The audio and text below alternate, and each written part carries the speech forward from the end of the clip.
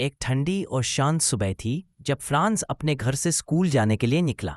आज वह फिर देर से उठा था और उसे याद आया कि आज स्कूल में पार्टिसिपल्स का लेसन होने वाला है, जिसे उसने बिल्कुल भी नहीं पढ़ा था। यह सोचकर उसके कदम और धीमे हो गए। रास्ते में खेतों के पास उसे पक्षियों की चहचहाहट सुनाई दी और बच्चों का खलिहानों के पास खेलना दिखाई दिया। उसे लगा कि काश वह भी आज स्कूल ना जाता, बल्कि नदी के किनारे घूमता या मिल की चक्की घूमते देखता। लेकिन आखिरकार डर और जिम्मेदारी के बीच वह स्कूल की तरफ चल पड़ा। स्कूल के पास पहुंचते ही उसे कुछ अजीब महसूस हुआ। आम दिनों की तरह स्कूल में शोर शराबा नहीं था, न ही बच्चों की बातें, न डेस्कों की आवाज, न ही शिक्षक की छड़ी की धमक। पूरा माहौल शांत था। वह मन ही मन सोचने लगा कि आज जरूर कोई मुसीबत उसका इंतजार कर रही है। डरते डरते जैसे ही वह क्लासरूम में कदम रखता है, उसके चेहरे पर हैरानी छा जाती है। आज एम हैमिल ने अपनी खास संडे वाली पोशाक पहनी थी। हरा कोट, फ्रिल्ड शर्ट और काले रंग की सिल्क टोपी। यह देखकर उसे अजीब लगा। थोड़ी देर बाद एम हैमिल बहुत गंभीर आवाज में बोलते हैं कि आज वे एक बहुत दुखद समाचार सुनाने वाले हैं। प्रशियन सरकार से आदेश आया है कि अब से अल्सेस और लॉरेन के स्कूलों में सिर्फ जर्मन भाषा पढ़ाई जाएगी। फ्रेंच की कक्षाएं हमेशा के लिए समाप्त कर दी जाएंगी। यही कारण है कि गांव के लोग भी अपनी मातृभाषा की आखिरी क्लास सुनने आए हैं। ये सुनते ही फ्रांस के दिल पर जैसे किसी ने चोट कर दी हो। उसे अचानक याद आने लगा कि कितनी बार उसने फ्रेंच पढ़ने में लापरवाही की, कितने लेसन्स को उसने हल्के में लिया, और पार्टिसिपल्स की किताब तो वह अक्सर खुली भी नहीं रखता था। उसे इतनी शर्म और पछतावा महसूस हुआ कि उसकी आंखें झुक गईं। वह सोचने लगा कि फ्रेंच उसकी अपनी भाषा थी, उसे इसे गर्व से सीखना चाहिए था।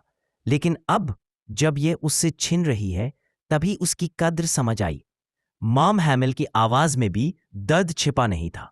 उन्होंने कहा कि लोग हमेशा कहते रहे कि बहुत वक्त है, कल से पढ़ाई शुरू करेंगे, लेकिन कभी नहीं समझा कि समय निकलते देर नहीं लगती। उन्होंने माता पिता की भी गलती बताई कि वे बच्चों को स्कूल भेजने के बजाय खेतों में काम करवाते। चांद की झलक दिखाई देती थी।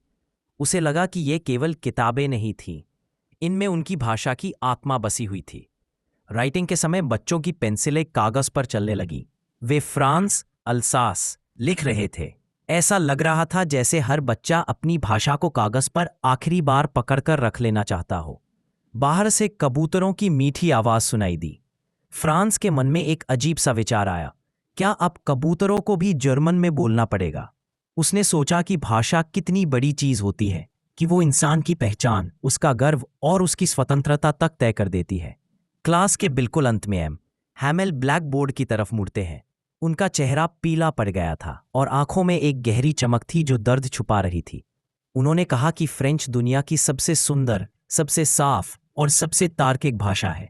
इसे प्यार करो, इसे सुरक्षित रखो, यह आत्मा को मजबूत बनाती है। फिर वे कुछ पल रुकते हैं।